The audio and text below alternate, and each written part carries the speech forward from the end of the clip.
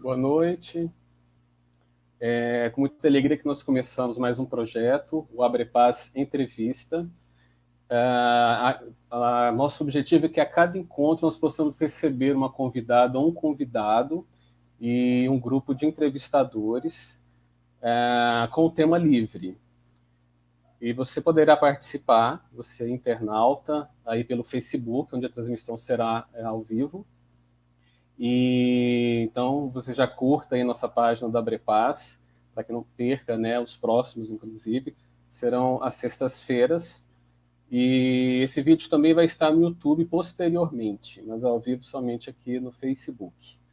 Vou passar então agora uma vinheta apresentando a Abrepaz, um pouco dos nossos projetos e ideais.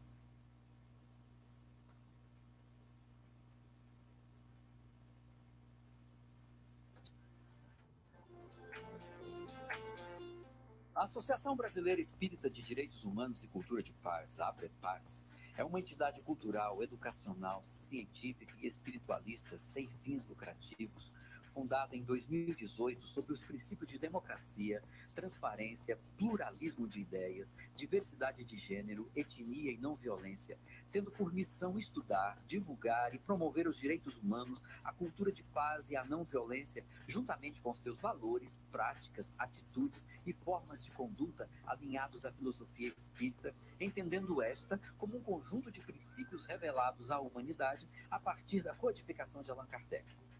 Nesse ínterim, propõe a Abrepaz promover campanhas de divulgação e conscientização de ações que visem a inclusão, a diversidade, a interlocução com os movimentos sociais e espiritualistas, a representatividade, a equidade e a dignidade da pessoa humana, tanto dentro do movimento espírita quanto na sociedade em geral, compartilhando e publicizando o que há de correlato com seus princípios em torno da produção científica, artística e cultural da humanidade.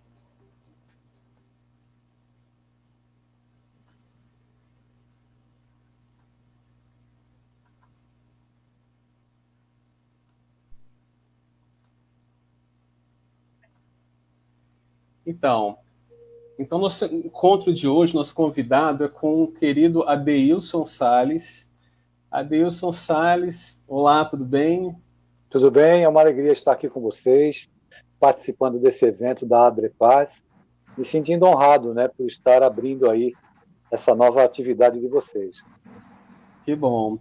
Adeilson Salles é escritor, palestrante, poeta, espírita e médium, é natural do Guarujá, poeta premiado pela prefeitura, tem 90 livros publicados para crianças, jovens e adultos.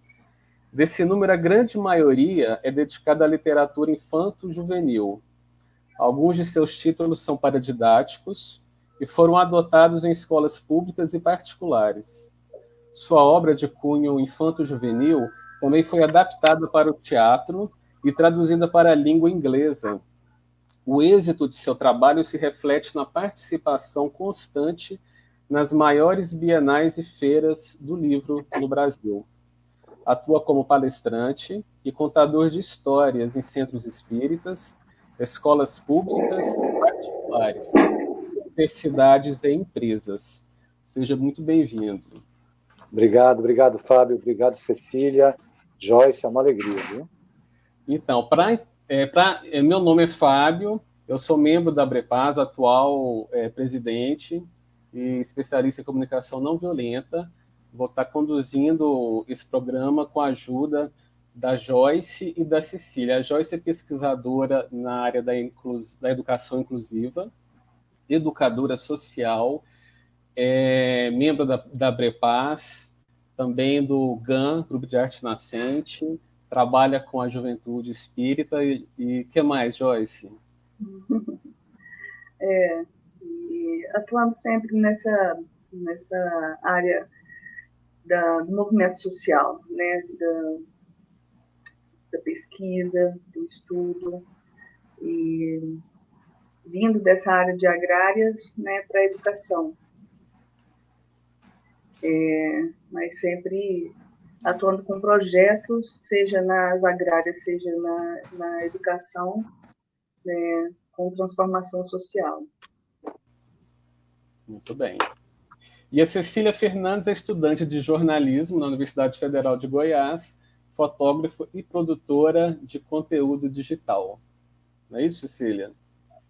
Sim, essas são algumas das atribuições, né? Eu gosto de dizer que todo ser humano é múltiplo e faz várias coisas e sempre se engaja com muitas atividades. No que diz respeito à minha religião, eu também sou espírita desde a infância.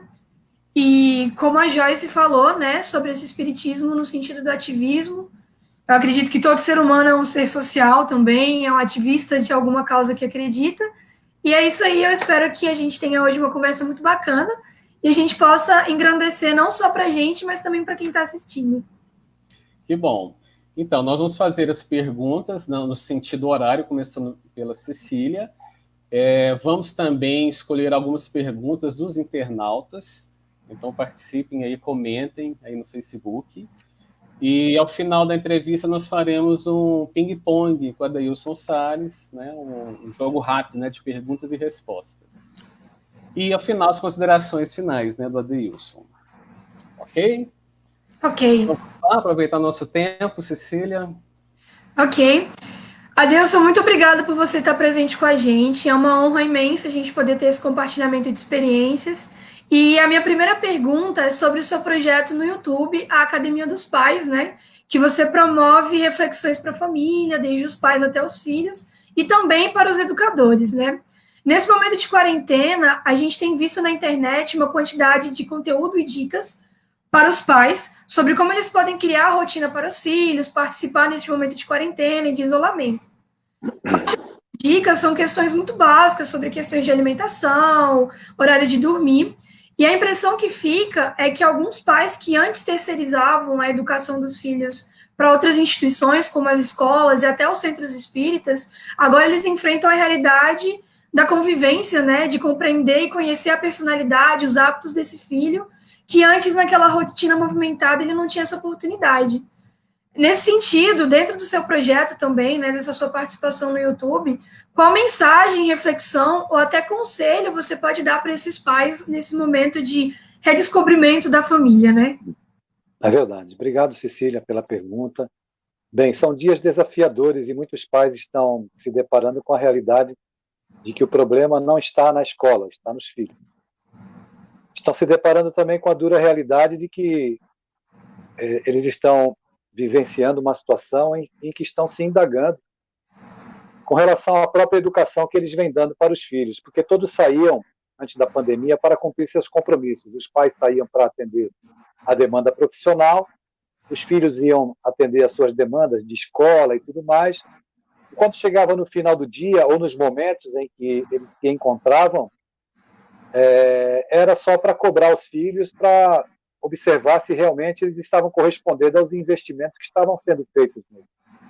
Então, a gente vive hoje um tempo muito interessante, sabe, Cecília? Eu costumo caracterizar e dizer que nós vivemos o tempo da orfandade emocional. A orfandade emocional caracteriza os pais que estão dentro de casa, mas não estão dentro da vida dos filhos. E isso acontece hoje, infelizmente, na grande maioria dos lares. E a gente percebe que essa fragmentação social vai muito da fragmentação da família. Então, todos foram convidados, estão sendo convidados nesse momento, a ressignificar, a repensar seus relacionamentos. E muitos pais estão encontrando dentro de casa com filhos que absolutamente eles não conheciam.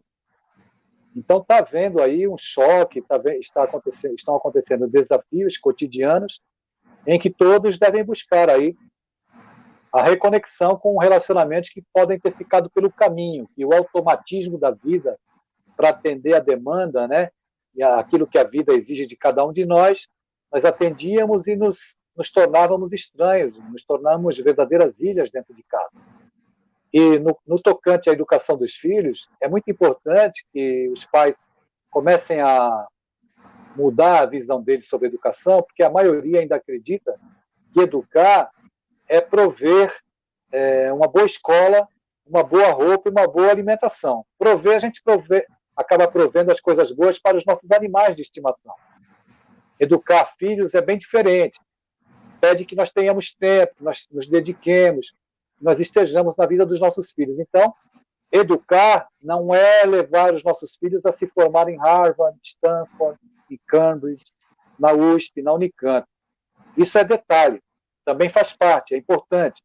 Mas o mais importante é dar para os nossos filhos estrutura emocional, conteúdos éticos, morais, que vão lhes permitir entrar na vida, não é, armados emocionalmente para o enfrentamento da vida, da rudeza, da dureza da vida. E é aí que a gente percebe que muitos garotos desenvolvem ideações suicidas, acabam se entregando a processos de automutilação, que verdadeiramente, né, faltam aquelas referências dentro de casa. Se eu estou com meu filho pouco tempo, o tempo que eu tenho, eu quero educá-lo, as minhas ferramentas pedagógicas são o grito, o adjetivo pejorativo, a comparação com o filho dos outros, eu estou erguendo muros invisíveis e me afastando cada vez mais dos meus filhos. Então, me perdoe se eu me alonguei na resposta, que ela é bem complexa o assunto, né? Então, a gente sugere para os pais que sejam pais, que não sejam amigos. Amigos os filhos têm na escola, estão precisando de pais, de referências. Pais que tenham autoridade, mas deixem de lado o autoritarismo, do adjetivo, da comparação, etc, etc. A gente podia falar muito mais, que o assunto é bem mais. Claro.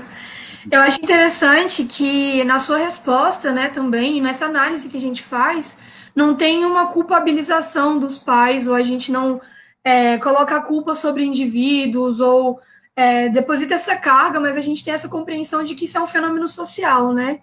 Então, Sim. É interessante o que você aponta, da gente não achar que isso é responsabilidade de pais específicos, ou Não. colocar um peso, né? Então, quando a gente analisa isso como um fenômeno, como algo que é um sintoma da nossa sociedade, acho que a gente consegue se encaminhar para a cura e para o desenvolvimento, né? Mas muito obrigada pela sua resposta. Obrigado eu pela tua pergunta. Muito grato.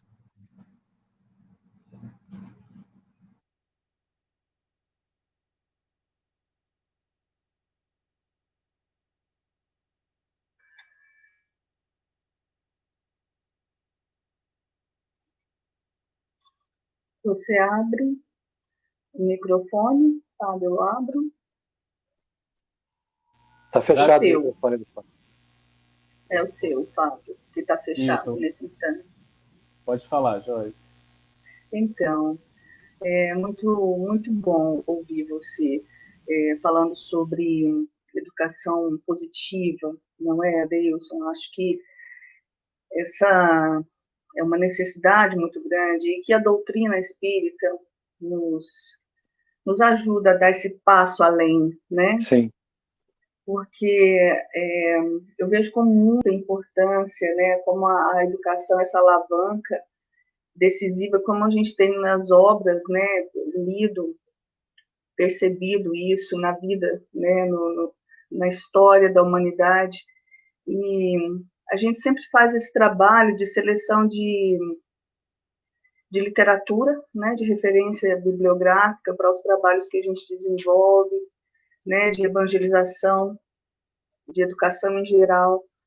E eu li o seu primeiro livro, O Aprendendo a Amar. A temática é o aborto, né, a família, e a gente, com o Grupo Acho Nascente, tem esse trabalho de valorização da vida. E aqui na Abre Paz, a gente considera um passo além, porque essa educação, com esse viés, com esse olhar, a gente considera que seja uma garantia de direitos, uma emancipação do ser humano, como a doutrina se propõe, né, a contribuir para essa transformação social, né, nossa e na coletividade. E toda essa temática que você traz, né, como o Diário de um Fantasminha, né, a invisibilidade, é isso que você falou, né? Dentro de casa, muitas vezes os filhos, né, estão invisibilizados, né? A gente não está vendo, né? Então eu sempre costumo dizer também para pais que a gente não perde os filhos lá na rua, né? A gente perde dentro de casa, né? E essa temática ela é muito importante, né? A literatura que você traz contribui muito. E Oi, meus amigos. Por favor. Tá bem, obrigada. E essa temática que você traz contribui muitíssimo. E eu queria saber, assim, diante desses novos tempos, né, eu vi uma entrevista você dizendo que começou a escrever aos 40 anos, né, que você escrevia desde jovenzinho, né, e me identifiquei muito, né, com o que você falou, né, foi uma entrevista, e que começou a escrever os livros aos 40 anos, eu achei isso muito bom. E eu tenho percebido que ultimamente você tem colocado um questionamento muito necessário, sabe, sobre, por exemplo, a postura do Cristo nesses tempos de hoje, né? Sim. Então essa temática ela nos importa muito aqui na ABPAS, porque a gente quer trabalhar nesse recorte de atuação da doutrina espírita do passo além, sabe? Então, assim, primeiro eu quero te dizer que eu gostei muito de ver esses posicionamentos, e eu gostaria de saber, assim, que projetos você tem para continuar incluindo temáticas. Você acha que temáticas como a LGBTfobia, como essa invisibilidade das minorias na sua literatura, no seu trabalho, eu quero te dizer que eu me senti positivamente influenciada pelas suas postagens recentes. Muito obrigada. Bem,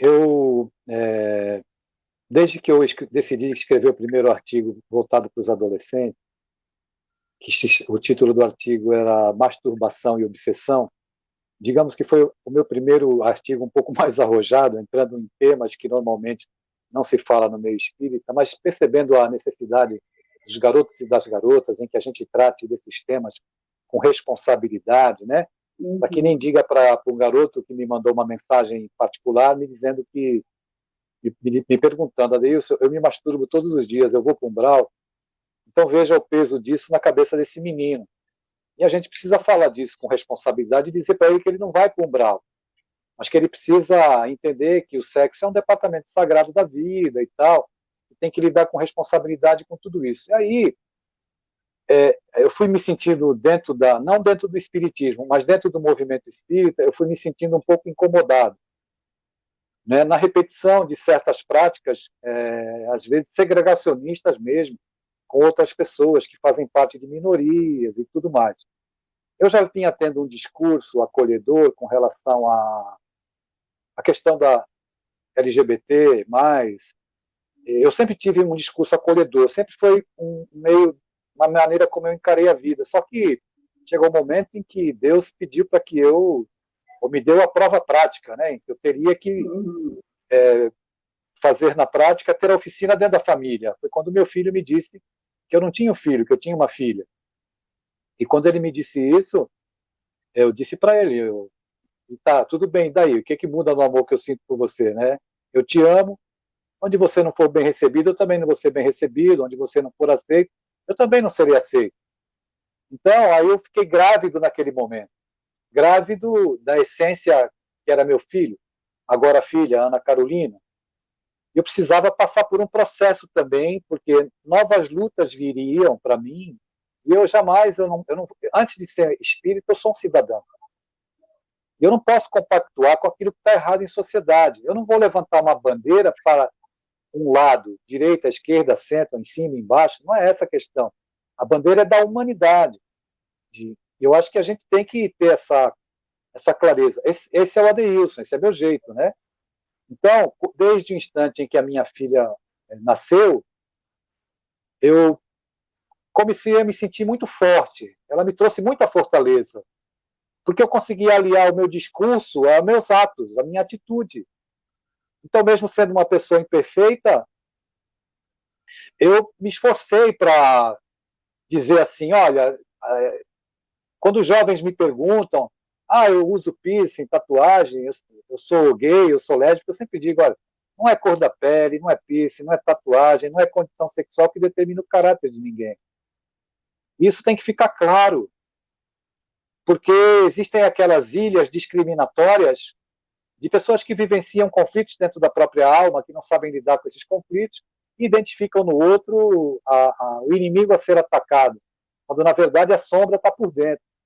E aí eu comecei a me posicionar, e tanto no campo político. Então, essa semana eu te agradeço, Joyce, porque as tuas palavras, elas me servem como um incentivo. Eu estou ouvindo isso de você hoje, na segunda-feira, na terça-feira eu ouvi do pessoal do Instituto C, lá de Belo Horizonte, me parabenizando, observando a minha conduta e tal. Eu não estou procurando um destaque, eu sou o Adeilson desse jeito, né? E é claro que as pessoas acabam se identificando se você acabar sendo um formador de opinião. Mas se Jesus aparecesse na minha frente para dizer que eu tinha que seguir ele e deixar minha filha, ele ia sozinho, porque eu não ia atrás dele. Eu jamais vou deixar minha filha. Porque o pai não deve deixar o filho nunca. Seja ele até um assassino.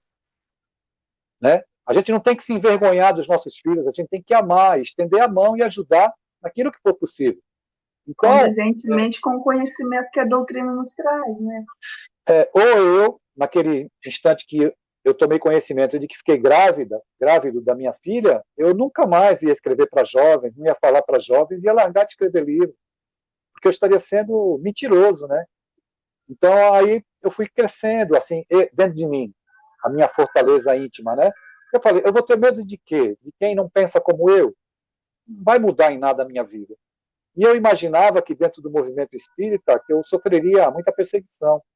E eu só fui discriminado uma vez nesse tempo todo, por uma dirigente espírita que tinha também uma filha trans e que agiu de maneira contrária à minha, colocou a filha para fora de casa, não acolheu a filha, né? E aí, claro, compreendendo a posição dela, o entendimento dela, a gente respeita ela e o tempo da experiência que ela tem que viver. Mas, sabe, Joyce, se nós não nos posicionarmos diante de nós mesmos, nós não nos posicionaremos diante do Cristo. Quer dizer, eu acho assim. É verdade, Deus. Muito, muito interessante, sabe? Eu estou vivendo uma constatação como a sua, porque eu tenho uma filha de 24 anos, minha filha mais velha tem síndrome de Down e autismo. E o tempo de escolaridade, né, das pessoas com diferenças é reduzido, né, no Brasil. E quando ela deixou a escola, eu tive uma conversa, assim, quando ela deixou definitivamente, né, há 4 ou 5 anos, eu tive uma conversa e ela me falou sobre como seria a escola para ela. E eu falei, então nós vamos montar uma escola.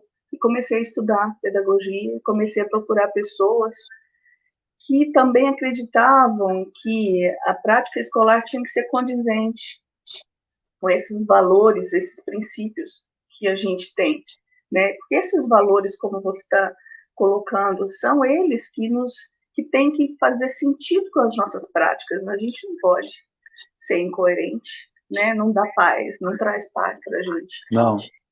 Então, incluir uma pessoa né, e sentir essa força é uma coisa muito especial. Gostei muito, muito de te ouvir. Muito obrigada. Obrigado eu. Encerro, Fabinho. Deilson, nossa, que felicidade, que bom te escutar, te ouvir, sabe? Alegria minha. Eu acredito muito no movimento espírita plural, onde várias ideias que representam vários ideais, mas que todos eles convergem para a mensagem do Cristo. E aí, eu vou te fazer uma pergunta que foi passada pela minha filha, de 14 anos. Ela que escreveu a pergunta, ela já leu vários livros seus e falou, pai, me manda essa pergunta, por favor. Então, no livro Game Over, você fala sobre consequências negativas do excesso de liberdade que crianças e jovens encontram ao acessarem esse mundo virtual, né, esse mundo da internet. Tem essa abordagem. E aí ela faz algumas reflexões sobre isso, mas eu queria linkar com isso o seguinte: como é que você está lidando com o meio da internet, com internet que hoje tem pessoas que seguem, curtem, mas tem os haters que odeiam, e que criticam, e que cancelam, censuram, e que nem sequer escutam os argumentos. Outra coisa, como é que o espírita pode lidar no ambiente hoje crítico das fake news que assolam não só o Brasil, mas vários países do mundo, de forma comprovada? E porque há espíritas que compartilham fake news. Eu não sei se por credulidade, ingenuidade com o que recebe e passa, acreditando que está fazendo alguma coisa positiva, boa, em prol de uma causa maior, ou do bem, né? Ou se por interesse particular. E eu busco muito, e a Abrepaz busca muito essa convergência, essa coerência entre o ser espírita dentro da casa espírita e fora, inclusive na internet. Porque, como você mesmo disse, nós somos primeiro, antes de tudo, cidadãos, né? Com as nossas responsabilidades com a coletividade que nós vivemos, né? Mas nossa responsabilidade pessoal interna da nossa consciência e com o nosso compromisso com a mensagem do bem maior, né? Que Jesus foi o que melhor traduziu isso. Então, queria que você comentasse sobre isso. Bem, Fábio, eu não vejo que os espíritas sejam diferentes de nenhum outro religioso, católico, protestante, muçulmano, budista. Alguns espíritas são muito presunçosos, eles acham que a fé espírita os diferencia ou os coloca numa posição, de certa forma, privilegiada perante outros religiosos. Alguns do outro lado, no protestantismo ou nas outras práticas, também olham para nós da mesma maneira. Então, nós somos absolutamente iguais. O que diferencia cada um é o senso de bem comum que a gente tem no olhar plural para o nosso semelhante. Tenha ele a religião que tiver, a etnia a que ele pertencer, a condição sexual que ele tenha. Então, eu vejo que, às vezes, a gente pensa assim, puxa, é espírita, lê muito. Tem muita gente que lê, mas não absorve nada, não introjeta, né? E a gente se revela mesmo nas coisas que a gente faz, naquilo que a gente fala. Citando uma passagem evangélica, conhecereis a árvore pelos frutos que ela der, né? Então, se dizer espírita não nos traz isenção de nos posicionarmos de maneira equivocada, muitas vezes, diante dos assuntos, por exemplo, que a gente vê acontecendo na política nacional ou em outras situações que envolvem a nossa sociedade hoje. Eu não quero esperar morrer para ir para nosso lar, eu quero tentar fazer um mundo melhor agora aqui, no contexto no qual eu estou inserido. Então, se eu falo para jovens, a minha responsabilidade é muito grande, principalmente porque o jovem me observa, a criança também. As crianças que leram meu livro, se tornaram adolescentes, agora escrevendo para os pais, enfim. Mas eu percebo muito claramente e vejo com muita alegria a tecnologia que me permite estar com vocês aqui hoje. Isso não vai ter retrocesso, o celular não vai ter retrocesso. O que continua na retaguarda é a educação do homem para lidar com as coisas. Porque nós não sabemos usar nada com parcimônia, com equilíbrio. Tudo para nós se torna viciante. E, evidentemente, que num contexto tecnológico, as mazelas humanas irão se manifestar. A internet trouxe muito progresso, mas democratizou a imbecilidade humana também, né? Então, a gente observa nos discursos essa imbecilidade, preconceito. Tudo que já existia em sociedade, agora, de certa forma, se potencializou através da democratização da voz. Isso é maravilhoso. Tem gente que perde tempo em espalhar fake news. Tem pessoas que não têm senso, não têm, me perdoe a palavra, eu não quero me parecer antipático, mas elas não têm discernimento cultural para perceber que aquilo que elas estão replicando é algo falso ou que vai causar um mal, ou vai semear uma mentira, uma discórdia. E é por isso que nós observamos hoje essa guerra, né, entre fake news e tudo mais, e a legislação tentando ser construída para se coibir a semeadura de fake news, até influenciando nas eleições de alguns países, como influenciou na América e influenciou no Brasil. E agora todo mundo percebeu que existe uma máquina, existem robôs e tal, está se trabalhando contra isso. É o ônus do progresso. O ônus de uma humanidade ainda capenga, moralmente capenga, imperfeita. Então, a gente tem que se posicionar, mas no ambiente doméstico, falando ao coraçãozinho da tua filha, porque essa era a pergunta que eu mais tinha medo, né? Surgir pergunta de adolescente. Falando ao coração, falando para sua filha e falando para você como pai, sabe? A Beatriz, o nome dela. Beatriz, então um beijo para Beatriz. Nós precisamos entender que tudo é prazeroso e bom na vida, mas é preciso disciplinar. Então, o vício cibernético, ele se instala e o jovem permanece muito tempo na rede social quando a família deixa de ocupar espaço na vida do filho. Porque a família tem espaço para ocupar, o pai tem, a mãe tem, os irmãos têm, tem lazer em família, né? E ele tem o tempo dele também, de jogar, de brincar, de se divertir, de dançar, de beijar na boca, tudo. Mas é preciso que isso tudo seja estabelecido, né? Então eu sempre defendo a ideia de, na convivência com os nossos filhos, nós estabelecemos um contrato social de convivência. Alguém pode achar estranho esse meu discurso, mas tem que estabelecer. Suas obrigações são essas, as minhas são essas aqui. Você cumpre essas, eu cumpro as minhas. E seremos felizes. Não é? Você vai ter o seu celular, o tempo do celular. Você vai ter livro para ler. Tem que ler livro. Eu acho um absurdo os pais não darem livros para os filhos. Aliás, é um absurdo os pais não lerem para os filhos, enfim, lerem também, serem leitores, né? Então, a gente pode construir. As pessoas, às vezes, apresentam um problema tão complexo, eu não consigo mais. Tem uma pessoa que tem me mandado mensagens diárias, porque ele não consegue bater de frente com a filha. A filha já conseguiu manipular ele a tal ponto, e ele fica me pedindo solução. E nas entrelinhas eu já disse que o problema é ele. Filho não quebra, não trinca, não racha. Os filhos precisam de paz. E, por outro lado, sabe, Fábio, quando eu converso com os jovens, eles me dizem assim, eu queria tanto que o meu pai se interessasse pela minha vida, que ele me dissesse não, que ele se interessasse, que ele colocasse limite. Então, a gente percebe que tem uma ruptura, né? E toda essa tecnologia, todo esse aparato tecnológico e moderno que vem trazer muitos benefícios para a nossa vida, está sendo mal utilizado. Então, nós precisamos, cada qual, dentro do seu raio de ação, seja em família, seja na sala de aula, onde quer que possamos influenciar, dizer que a tecnologia é maravilhosa e não demonizar o game, não demonizar a tecnologia, mas dizer que tudo tem que ser usado com bom senso. Que bom.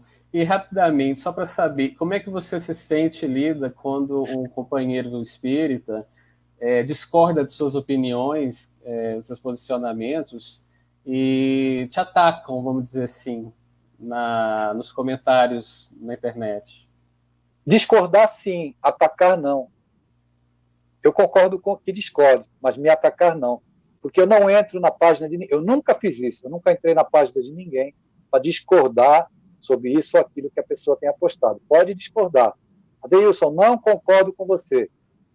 Mas me xingar, como já fizeram, xingar as minhas filhas, me menosprezar, né, tentando me humilhar, eu não posso concordar com isso. Isso não é maneira de nós nos relacionarmos de maneira respeitosa e saudável. Isso. Obrigado.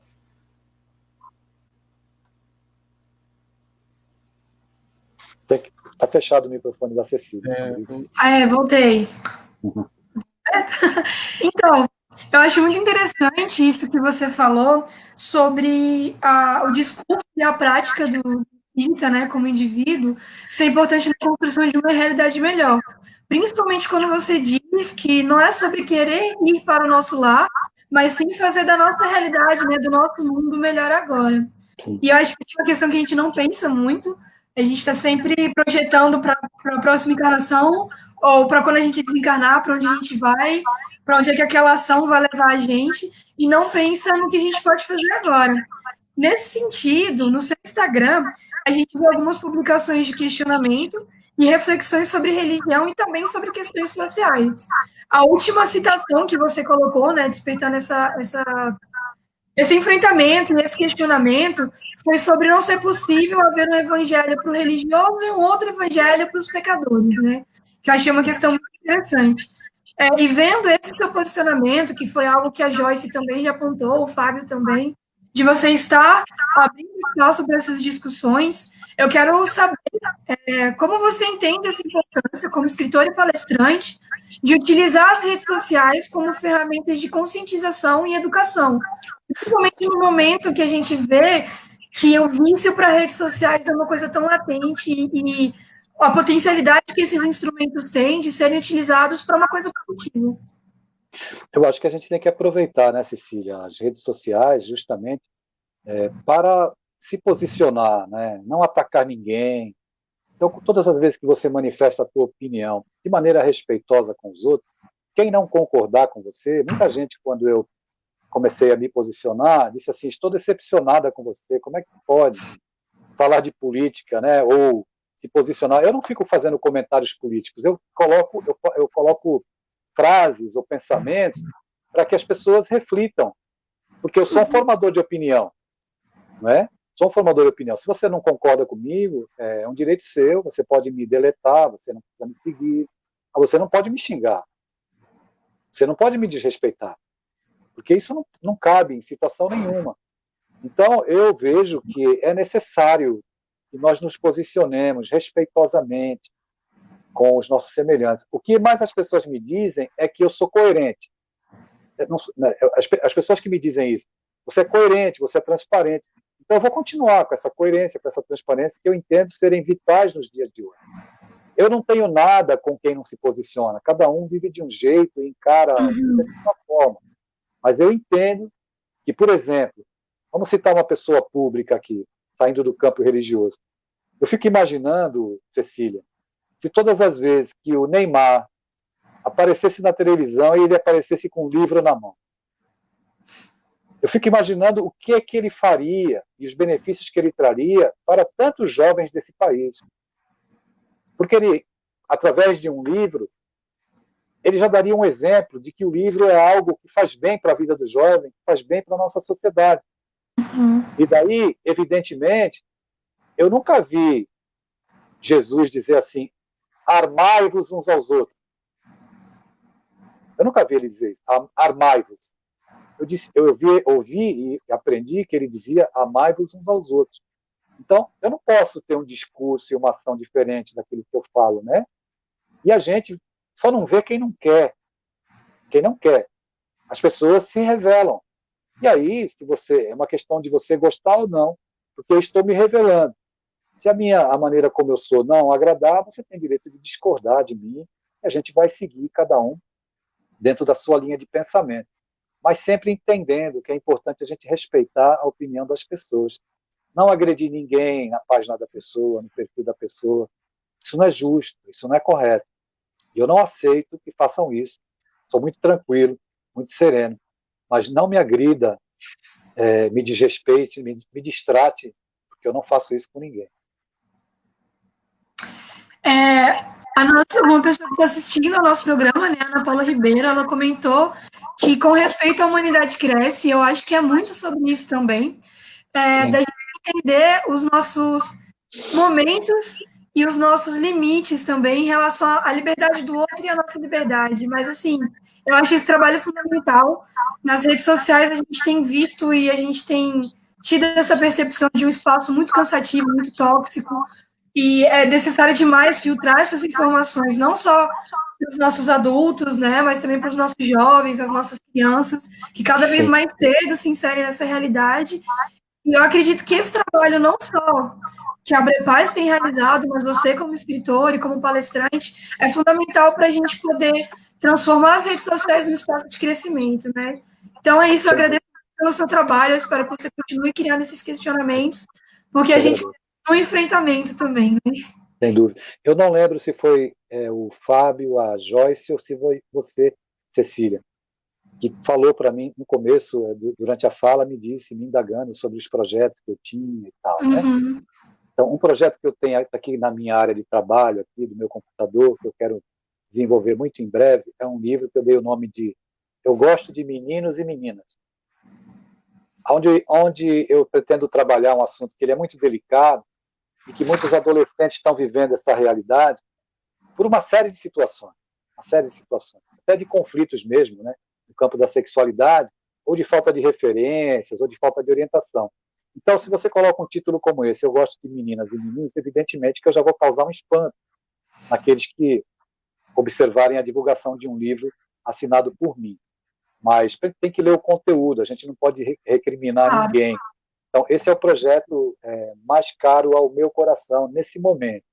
Eu lancei agora o 91º livro, dia 28 de maio, que é o Nosso Lar para Crianças, pela FEB, né?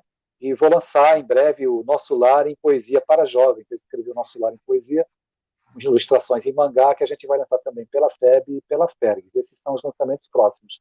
Mas a joia que eu estou cultivando é esse livro Eu Gosto de Meninos e Meninas.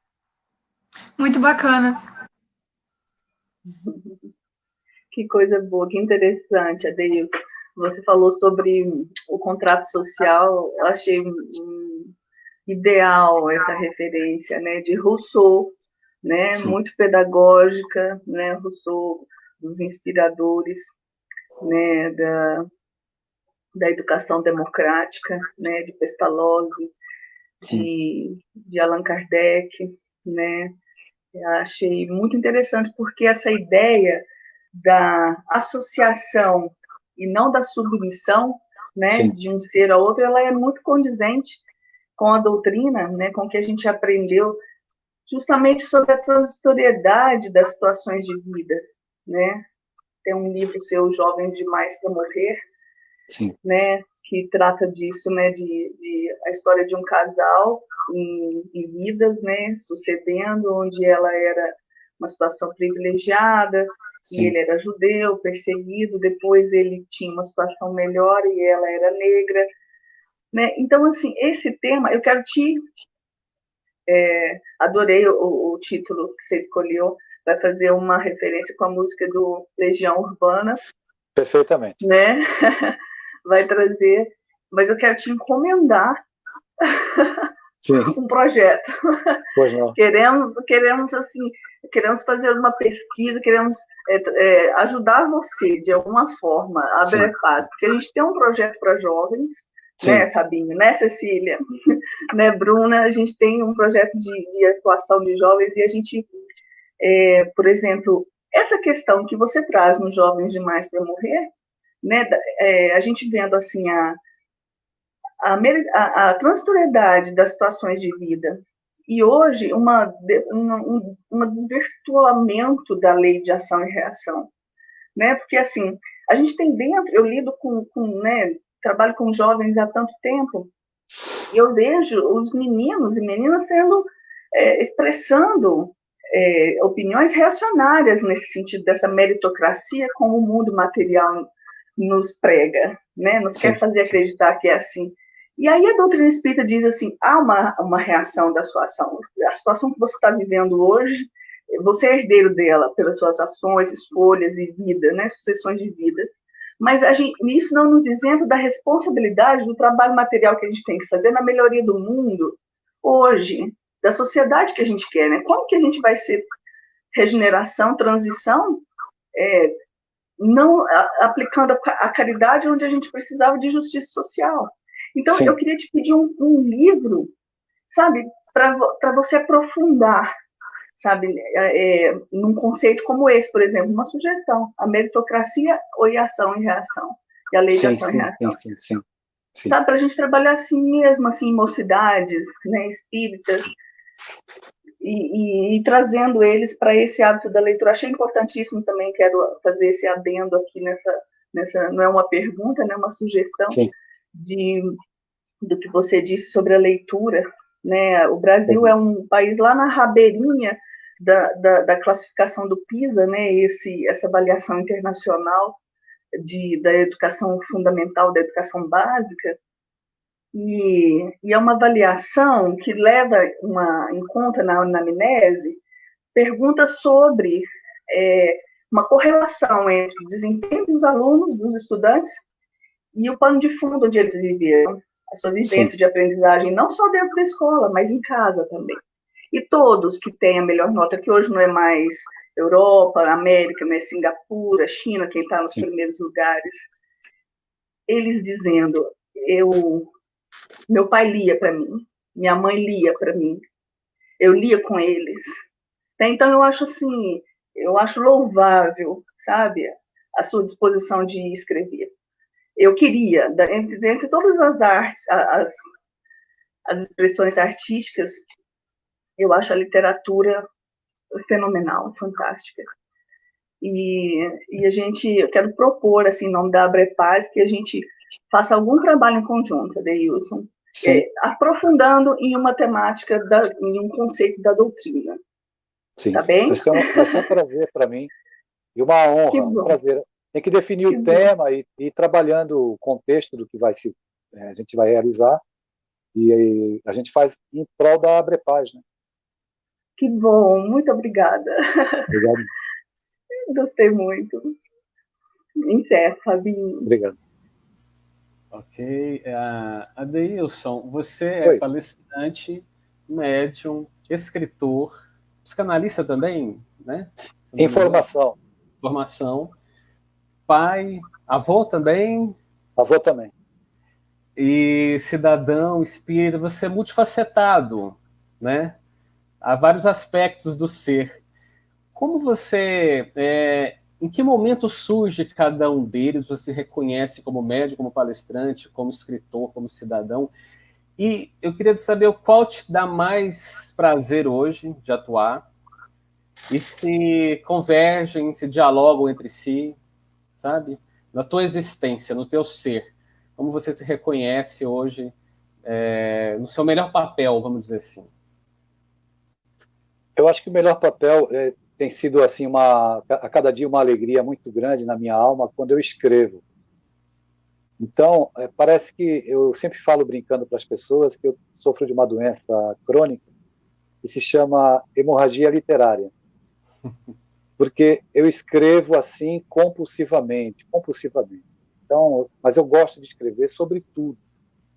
Eu não gosto quando me chamam Adeilson Salles, escritor espírita. Eu não suporto que me chamem de escritor espírita. Eu sou um escritor que está espírita. Independente de mediunidade, de tudo. Porque eu gosto de escrever sobre todos os temas.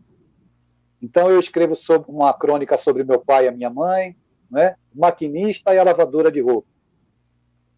Eu escrevo soneto sobre o Evangelho e escrevo sobre a questão, faço uma metáfora em cima do momento político que a gente está vivendo, trabalhando o Inferno de Dante, por exemplo. Então, trazendo questões que enriquecem aquilo que eu escrevo, que acabam embelezando o que eu escrevo e que levam para as pessoas algo escrito com qualidade, né? Porque, assim, o que eu vou falar é um pouco forte, mas, assim, eu vejo no meio espírita poucos escritores. Eu vejo muitas pessoas que repetem as mesmas coisas. Mas um escritor que é capaz de, numa mesma situação, abrir uma outra janela para você enxergar um quadro, eu vejo muito poucos. Então, a literatura, ela tem que te trazer, ela tem que promover através de você um espanto nas pessoas, um despertar, ao mesmo tempo que emociona, né? E que trazem para nós uma mudança de vida. Eu acho que a literatura faz isso. Então, quando eu escrevo, eu me sinto uma pessoa mais inteira, me sinto uma pessoa que contribui mais, né, com o social e comigo mesmo, porque eu não me atenho, eu leio muito, mas eu não leio só livros espíritas. Eu não posso me alienar lendo só livros espíritas. A gente tem que ler uma literatura de qualidade. Eu leio o Chico, que é minha referência, né? Mas eu leio também Etienne de La Boétie, que escreveu o discurso da escravidão voluntária. Eu leio da servidão voluntária, perdão. Eu leio o Thomas Mann, tá aqui, né? A Montanha Mágica. Então, o Hermann Hesse, porque toda a literatura ela tem um bem, ela te traz crescimento. Claro que existem livros que não contribuem em nada, mas isso você vai peneirar. Mas tem muita coisa que enriquece. Então, quando eu aprendo fora do meio espírita com esses grandes autores, Moacir Clear, eu adoro o livro dele, a mulher que escreveu a Bíblia, né? Eu sou fã dele, né? Já desencarnado, ganhou o prêmio Jabuti mais de uma vez. Então, ele me faz pensar espiritismo também. Então não tem barreira. Então, eu acordo de manhã e quero escrever algo, um conto, que fale sobre a vida cotidiana. E eu venho acordando há 3 dias que eu só escrevo soneto. Mas eu leio Cecília Meirelles, eu leio esses grandes autores da literatura nacional e leio também Alta de Souza, não é? Que mexe com a alma e com a emoção da gente. Então, eu me sinto muito feliz quando eu pego, por exemplo, no Dia dos Namorados, eu peguei a Flor Bela Espanca, né, que é uma poetisa portuguesa sensacional, que se suicidou muito jovem, e pego um trecho dela e discorro sobre o amor, e as pessoas, eu percebo pelo número de curtidas, né, que as pessoas gostam muito e se emocionam e tal. Então eu sou melhor escrevendo, porque eu falo da minha alma mesmo, na profundidade das coisas que eu sinto. E gosto muito de ser avô, companheiro, amigo e tal, mas eu acho que escrevendo eu sou melhor do que ser humano mesmo. Que bom. Você falando assim, você me lembrou da minha mãe, que desencarnou há pouco tempo e era escritora, poetisa e de crônicas também.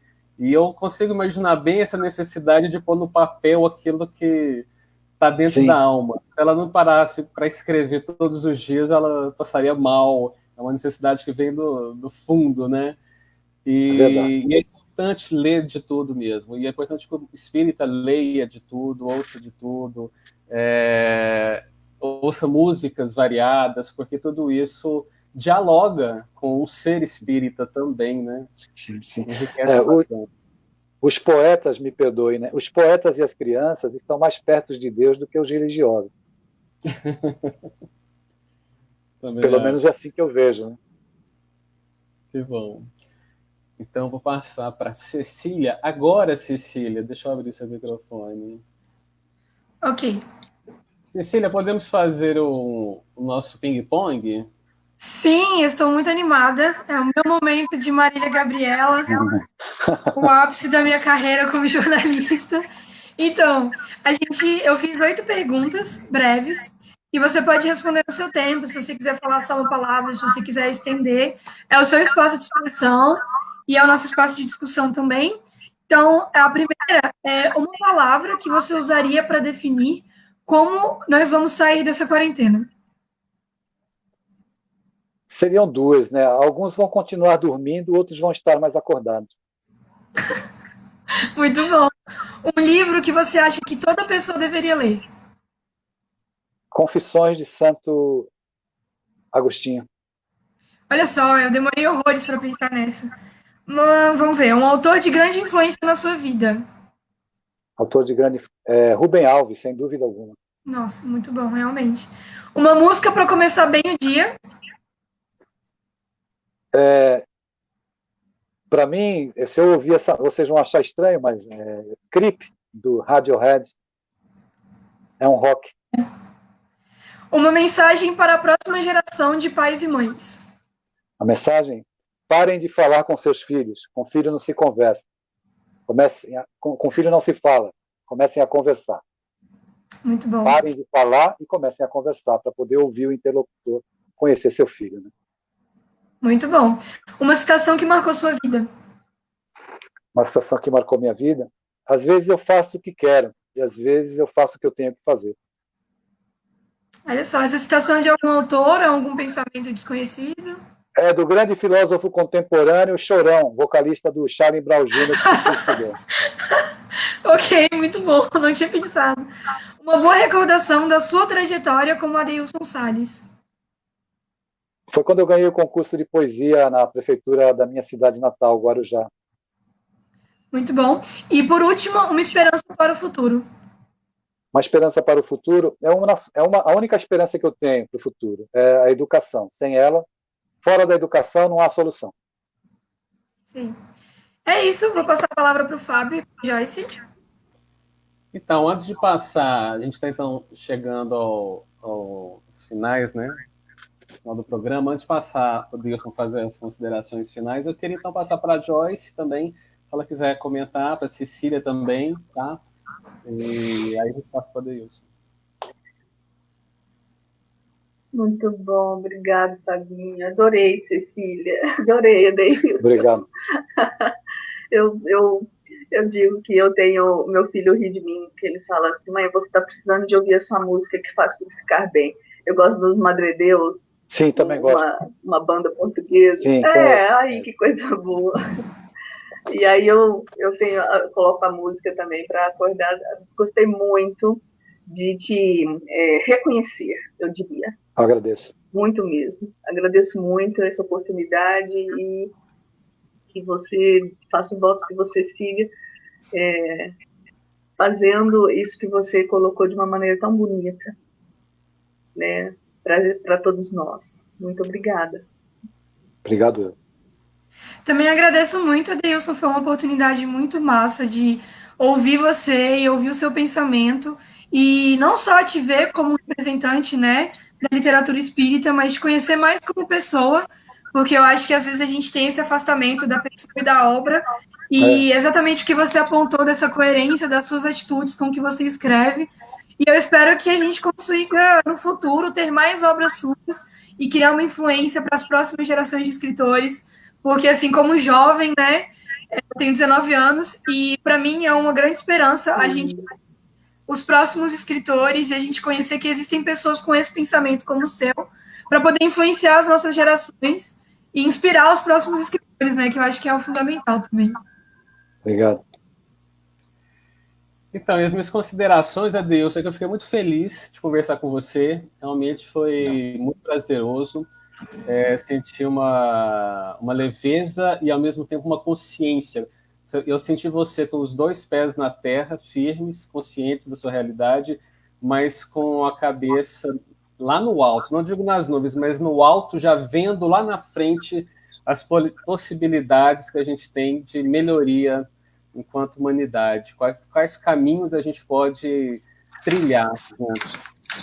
Eu também tenho uma filha que tem uma namorada, as 2 são lindas, e a sua fala me tocou muito no coração, e eu acho que o movimento espírita precisa ouvir mais isso.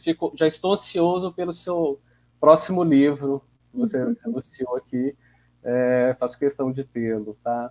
Então, a Abrepaz fica muito feliz e honrada de tê-lo como primeiro convidado do nosso Abrepaz Entrevista. Então, deixo para você fazer suas considerações finais e agradeço todo mundo que também nos acompanhou no Facebook, com comentários, e esse vídeo vai estar depois no YouTube para ser compartilhado com todos. Eu que agradeço a oportunidade, Joyce, Fábio, Cecília. A vida é essa imensa possibilidade da gente poder abrir a nossa alma. Eu tenho para mim que, se nós partilhamos uma mesma ideia, eu não posso ter vergonha de quem eu sou, eu tenho que falar abertamente, eu não posso representar um papel diante de você, ou um papel socialmente correto para me fazer amado, ou para ser aceito pelas pessoas. Nós precisamos, eu vou repetir aqui a fala de uma garota de 14 anos, de uma escola onde eu fui fazer palestra e que me procurou para conversar depois da minha palestra, chorando muito, com os braços cortados, porque ela se automutilava. Ela me disse que... Eu perguntei a ela por que ela estava daquele jeito, chorando, enfim, toda cortadinha, e ela me disse que ela tinha dito para a mãe que ela era bissexual. E que a mãe disse para ela em resposta que ela era a pior coisa que tinha acontecido na vida dela. E aí eu tentei desconstruir essa ideia que a mãe passou, que a avó também passou, dizendo que o avô sonhava com o avô e no sonho o avô matava todas as namoradas da neta. Então ela sofria um processo de terrorismo psicológico dentro de casa devastador. Estava destruindo a autoestima dessa menina e fazendo com que ela se sentisse uma aberração. Eu conversei com ela, disse a ela que ela não deveria deflagrar a Terceira Guerra Mundial dentro de casa, que nesse momento ela ainda precisava do amparo da família e ela deveria fazer valer isso, buscando estudar, se esclarecer, para que amanhã ela pudesse seguir com a vida dela de maneira digna. E se os pais pedissem ajuda, a avó, seja lá quem for, que ela ajudasse. E quando ela encontrasse uma garota, para alguém com quem ela quisesse dividir a vida e o amor, que ela fosse uma pessoa decente no relacionamento, que ela fosse íntegra, tivesse caráter, que ela fosse leal, que ela não traísse, não enganasse, porque a traição não tem a ver com condição sexual, né? Não tem a ver se é hétero, se é bis, não tem a ver. E eu não estava preocupado, né, com o que ela me disse que era ser bissexual, porque eu tinha certeza que ela, com 14 anos, ainda enfrentaria algumas situações conflitivas dentro dela. Talvez ela nem fosse bissexual. Mas, enfim, não dá tempo de você tratar de tudo numa conversa tão rápida. Uma semana depois, essa menina me escreve um e-mail que me levou às lágrimas. Eu pedi a ela para tornar público em rede social. Ela me disse que naquela manhã em que disseram a ela que haveria uma palestra na escola, ela não queria ir porque sabia que a palestra ia ser um saco. Mas quando ela entrou lá, começou a me ouvir, ela disse assim, quando eu ouvi o senhor falar, eu percebi que na sua fala tinha muita humanidade. 3 dias antes eu tinha ido no psicólogo que minha mãe me levou para me curar. E o psicólogo me perguntou o que eu achava que a humanidade precisava, o que o ser humano precisava do mundo ser melhor. E eu respondi meio sem pensar ao psicólogo. As pessoas precisam de mais humanidade. Então eu estou escrevendo para o senhor para pedir para o senhor não parar de falar para os jovens, porque o senhor tem muita humanidade na sua fala. E eu desejo para todas as pessoas que elas tenham humanidade na sua prática de vida, que respeitem o semelhante, não é? Que não recriminem a ninguém, porque certamente essa seria a conduta do Cristo, que sempre respeitou as pessoas e legou para a gente esse exemplo. Fora desse exemplo, não existem panelinhas celestiais, não existem eleitos, e não existe um céu dos escolhidos. A gente tem que ter humanidade, tanto para olhar para os filhos, e também os filhos têm que ter humanidade para olhar para os pais, porque nós não sabemos a história dos nossos pais, a criança ferida que existe ali dentro, e que eles também são resultado de uma educação equivocada. Daí a beleza da reencarnação, né, que dá para a gente lançar um olhar nas 2 direções, tanto para ter compaixão com os pais e ser humano, ter uma conduta de humanidade, tanto para com os filhos. Muito obrigado pelo carinho, pela oportunidade, a gente volta a conversar. Se quiserem depois conversar comigo em outro momento sobre algum projeto, a gente se reúne para discutir, trocar ideias. Muita paz e gratidão. Obrigada. Tchau, tchau a todos, muito obrigado. Tchau, tchau. Obrigado.